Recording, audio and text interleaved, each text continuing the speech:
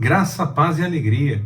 A porção de hoje, recomendada para a leitura da Bíblia em um ano no plano sequencial, é Ester do capítulo 4 ao capítulo 7. A crise por conta da ordem para matar os judeus foi gigante. E em toda essa história eu vejo a ação do Senhor. Mardoqueu, Mordecai, depende da tradução, ele alerta Ester a respeito do que está por acontecer. Bom, vale a pena registrar que Ester ficou preocupada com o primo que a tinha criado como filha e tentou ajudar quando viu que ele estava numa situação complicada, ficou sabendo que ele estava numa situação complicada, queria saber o que estava acontecendo, queria ajudar mesmo. E foi esse movimento que permitiu que Mordecai, eu fico com Mordecai, contasse para ela o que estava acontecendo. Ela não esqueceu dos seus, mesmo estando em uma situação diferente agora. É um grande exemplo. Mordecai então alerta Ester a respeito do que está acontecendo e pede que ela interceda ao rei. Ela fala que não pode fazer nada naquele momento porque já tinha algum tempo que o rei não a chamava, e se ela fosse até a presença do rei sem ser chamada, poderia até ser morta. Ir à presença do rei nesse caso seria fazer o contrário do que Vasti fez. O rei chamou Vasti e ela não foi. Se Ester fosse até o rei, ela iria sem ser chamada. É diferente do que aconteceu quando teve a situação envolvendo Vasti, que não havia uma punição pensada já originalmente para o que fazer diante daquela reação que ela teve.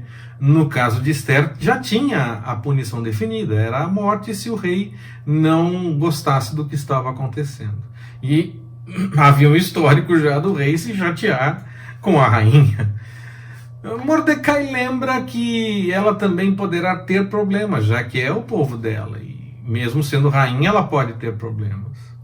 E que o socorro poderia vir de alguma outra forma, mas talvez ela estivesse naquela posição exatamente por conta dessa questão histórica que estava se desenvolvendo. O livro de Ester, de fato, não fala do nome do Senhor diretamente, mas ele está sempre no meio da história. Está claro sempre que ele está encaminhando a história, que se crê nele, que se espera por ele.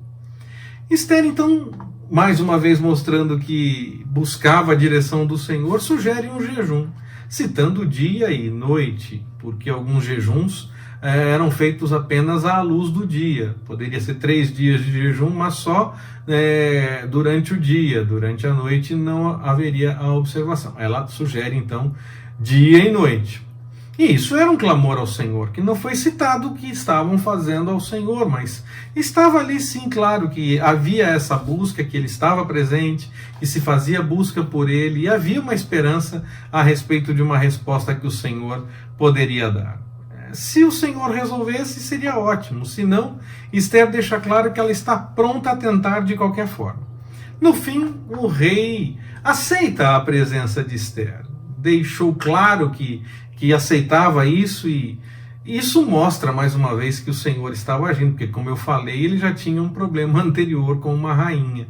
Agora ele aceitou e então mostra que o Senhor estava encaminhando todas as coisas.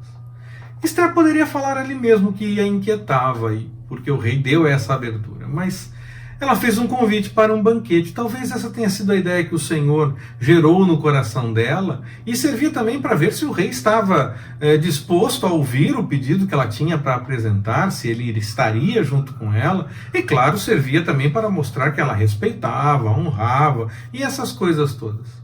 O convite para que a mãe estivesse presente poderia ser entendido apenas como mais um reconhecimento, já que ele tinha sua importância no reino.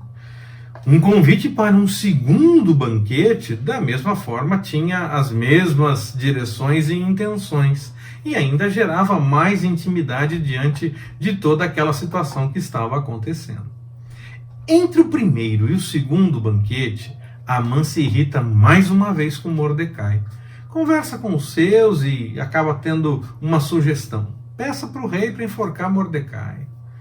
Ele era importante no reino, Amã era importante, então o rei o tinha em alta conta, talvez ele pudesse chegar e pedir isso e não precisasse nem dizer porquê.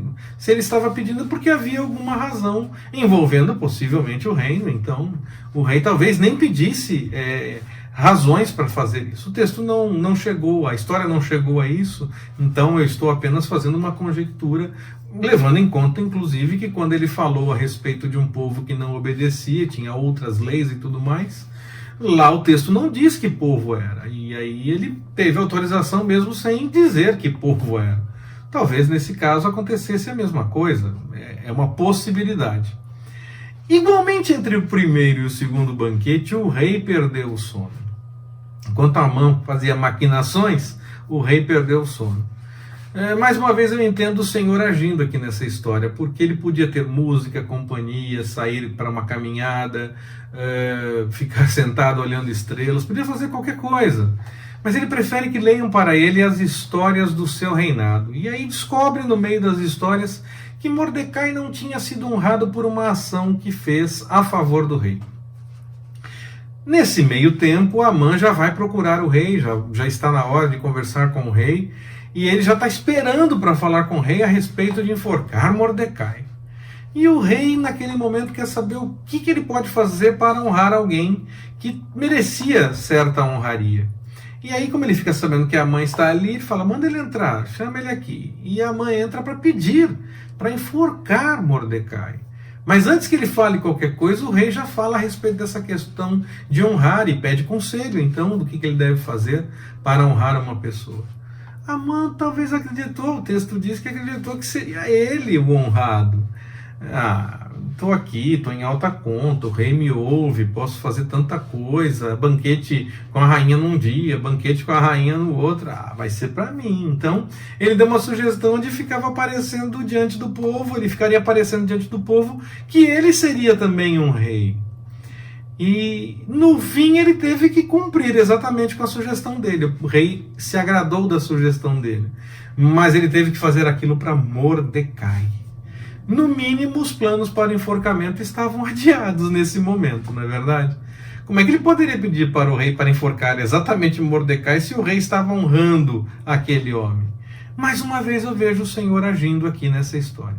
Eu estou contando apenas as histórias porque essa é a grande mensagem. O Senhor agindo no meio e no correr da história. As pessoas podem fazer planos, mas as coisas só vão acontecer se o Senhor permitir. E quando elas acontecem, não será porque as pessoas maquinaram, mas porque o Senhor tinha um plano diante do que estava acontecendo. E quando não for para acontecer, podem maquinar o quanto quiserem. Não acontece. E mesmo que para nós pareça estranho o resultado, se o Senhor permitiu, é porque há um plano específico para ser executado diante daquela situação. Bom, vou continuar então contando a história. No segundo banquete, Esther pede por sua vida e pela vida do seu povo. O texto não nos diz isso, mas o texto revela que o rei ficou inquieto, não diz por que o rei ficou inquieto. Eu entendo que talvez ele tenha ficado inquieto exatamente por essa questão da forma como Esther construiu a situação, a frase do pedido dela. Pediu por sua vida e pela vida do seu povo. Quando Amã pediu pela morte de um povo, como eu disse, o texto não revela que ele falou que era o povo judeu.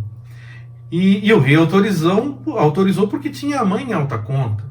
Agora, o rei pode estar pensando que Amã fez aquele pedido para atingir a rainha. Essa é apenas uma possibilidade, o texto não diz isso. Eu que estou bancando aqui o roteirista para tentar entender o que pode ter se passado nesse momento. E aí, para atingir a rainha, ao atingir a rainha, melhor dizendo, ele acabaria também atingindo o rei. Amã fica preocupado quando vê que o rei está inquieto com aquela situação, com a forma como Esther construiu o pedido e tudo mais.